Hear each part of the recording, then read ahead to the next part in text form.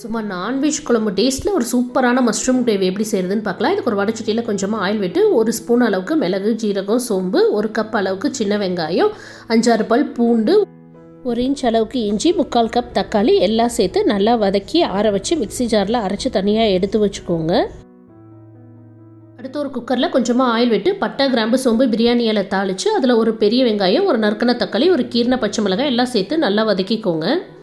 இது கூடவே கட் பண்ணி வச்ச மஷ்ரூமையும் சேர்த்து 2 நிமிஷம் மூடி போட்டு வச்சிங்கன்னா அது தானாகவே தண்ணி விடும். அந்த தண்ணி கொஞ்சம் சுண்டும் போது இதில் தேவையான மசாலா சேர்த்தலாம். மஞ்சத்தூள், கொஞ்சமாக தனி மிளகாத்தூள், காரத்துக்கு சாம்பார் பொடி பார்த்து சேர்த்துக்கோங்க. ஆல்ரெடி மிளகு சேர்த்து அரைச்சிருக்கோம்.